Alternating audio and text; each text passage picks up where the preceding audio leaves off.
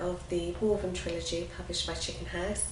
I'd like to read a chapter from the second book, which is called The Twilight Circus, and we join Nat and Woody, who are in pursuit of a particularly nasty hive of vampires who have abducted a young girl called Safi. Nat didn't need any special woven powers to sense that Woody wasn't exactly jumping with joy at the prospect of meeting whoever lived inside the Black Chateau. In fact, it couldn't have been plainer if the words, "I do not want to go near that creepy, horrible house," had been tattooed across his forehead. By contrast, Woody could tell from Nat's face it was a foregone conclusion. He groaned. "We are going to go and check it out, aren't we?" Nat nodded apologetically. "Well, maybe we better go back and get your dad or JC, suggested Woody. Or, better still, like both of them? Nat thought for a second, then shook his head. "And then it'll take ages to ride back to camp and then back here again. I'll just knock on the door." "Are you mad?" cried Woody. "What are you going to say? Oh, hello, we think you're holding someone prisoner in your creepy, horrible old house." "Oh," said Nat, "I see what you mean. We'll sneak around the back, see if we can work out where the light was coming from." "But," began Woody, but Nat had already slithered from Rudy's saddle and was busy leading him away so that he wouldn't be spotted. Woody helped him secure Rudy's reins to a tree, and then they tiptoed across to the only cover they could find, a dead-looking bunch of shrub. There had been no further sounds or mysterious sparkle of the white light they had seen earlier, and Nat was beginning to think he had imagined it, like the voice they both thought they had heard. "Can you feel anything weird?" he asked Woody. Woody shook his head. "Nope, but there's something funny about how quiet it all seems. Too quiet, you know?" "Yeah," agreed Nat, "like something's blocking us out." "Like what?" asked Woody with a shiver. "Someone or something that doesn't want us here," said Nat grimly. "I don't want to walk up to the front," whispered Woody as they approached the entrance. "There's a sort of archway over there. I bet that leads around the back." The back of the chateau was even less welcoming than the front, and Nat wondered what sort of person would have such a totally miserable garden. There were some hideous statues of armless ladies with twisted, ugly faces, and all the trees looked as though someone had set fire to them. Their blackened branches raised up in cruel, spiky fingers, just like they were waiting to pinch or grab you as you walked by. Worst of all, there was a funny burnt smell about the place, and both boys wrinkled their noses in disgust. Nat caught a strong whiff of old socks and sulphur. "Oh, it smells like farts," said Woody, catching Nat's thoughts and smothering a hysterical giggle. "Shh," hissed Nat. "I think we should..." "What's that noise?" Out of the silence came a high whining sound, almost like the dentist's drill, the type of annoying noise which burrows inside your ear, making the tiny hairs vibrate, and then tunnels clean through your eardrum. "I don't like it," moaned Woody. "I think we should go now, please, Nat. Please?" Nat felt thoroughly unnerved and was just about to agree when, "Ow!" yelped Woody. "Well, what's the matter?" asked Nat in alarm. Woody started hopping about on one leg and slapping his neck with his hand. "Ow! Ow, Nat! Get it off me! Get it off! Ugh! Hold still," said Nat. "Oh my God." "What?" yelped Woody, spooked even further by Nat's disgusted cry. "It is some sort of insect," said Nat. "Hang on, don't struggle, I'll grab it."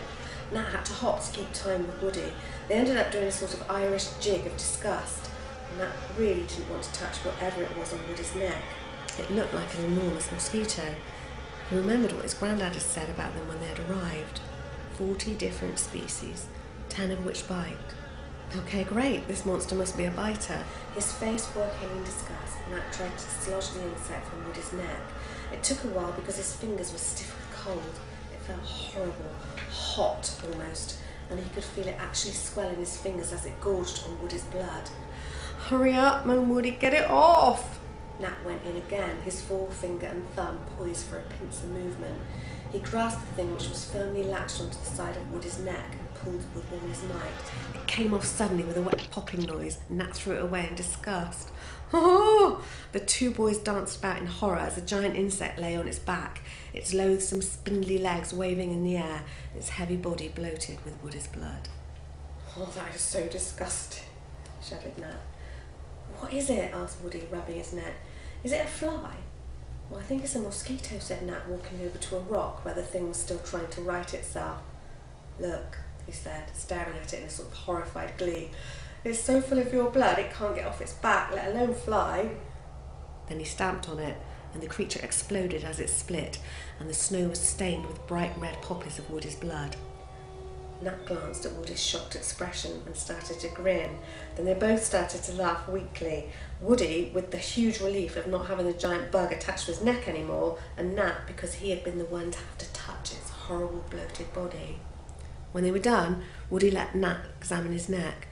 The mosquito had bitten him twice, but the tiny puncture wounds were almost gone as Woody's woven skin started to repair itself.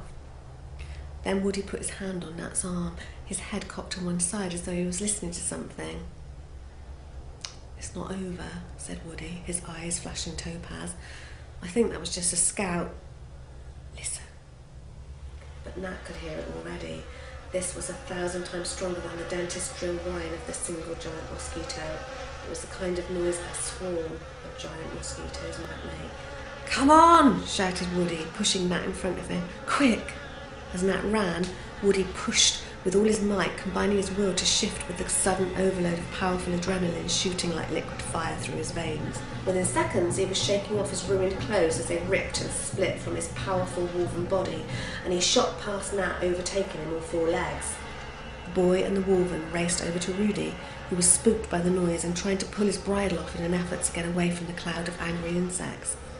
Nat pulled desperately with frozen fingers at the knot, trying to calm the horse, who in his terror was rearing away from him and pulling the knot tighter, while all the time the sound was getting louder. Then, through the angry droning, he heard a distinct voice growl in his brain. Get on! Nat didn't need to be told twice. He vaulted onto Rudy's back like he had been doing it all his life, and saw Woody's sharp white teeth flash as they sheared through the leather reins. Nat nearly fell off backwards with the momentum as the horse suddenly became free from its tether. Then Rudy followed Woody at a breakneck gallop back down the incline. Roughly 30 seconds later, the air behind them appeared thick and black with the 6-legged, winged bloodsuckers. Pushing Rudy faster, Nat was galloping neck and neck with Woody as they fled from the cloud which had formed itself into the uncanny shape of a huge, shadowy bat. From the tiny window in her tower cell, Safi had heard the peculiar whining drone and guessed her last chance of being saved had been cruelly snatched away. The voices she had heard, or thought she had heard, had faded away, and the loss was almost too great for her to bear. She watched the shadows as the sun disappeared and dusk settled in the tower room.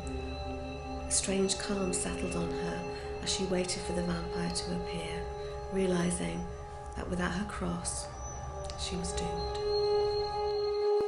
That's great stuff, Diane. Lovely reading. Loved it a lot. Lovely story. So just want to pop the book down and we'll go through to the next room and do the press release, okay?